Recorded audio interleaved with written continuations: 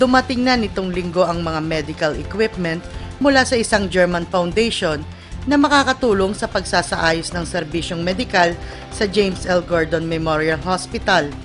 Sa kabuuan, may 26 na medical equipment ang binigay ng Lotus Foundation sa pamamagitan ni Tony Wilcob.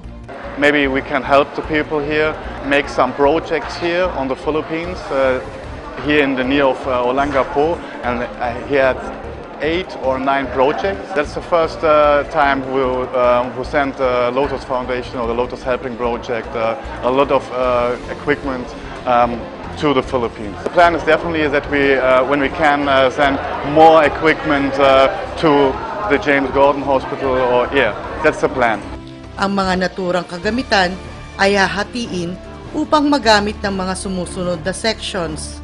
Actually, malaking bagay yung dinonate nila, lalo na yung 3 dialysis machine. Dahil imbes na yung tayo ang bibili, yun ilalaan natin yung pambibili natin sa dialysis sa ibang bagay. Dahil lalo na ang dami nagpapadialysis sa atin, talagang kinukulang yung makina.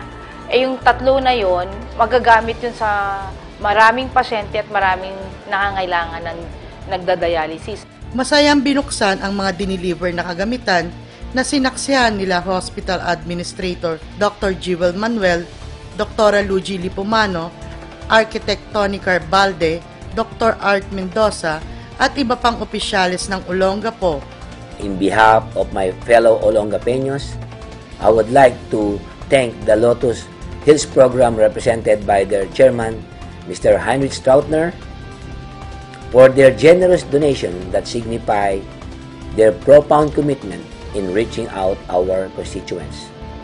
The medical equipments and instruments that were delivered in our hospital recently will immensely ease our urgent needs for medical equipments in providing swift and necessary medical assistance to all our residents, specifically our indigent brothers.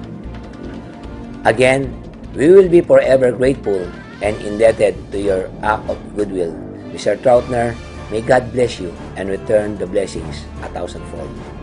Malaking tulong ang mga donasyon para sa pampublikong ospital ng Olongapo para itaas ang antas ng serbisyong medikal at matulungan ang ating mga kababayan na mga may sakit.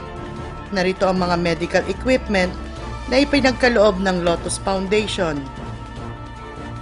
Para sa Batang Gapo News TV, Sheila Sambilyon nag-uulat.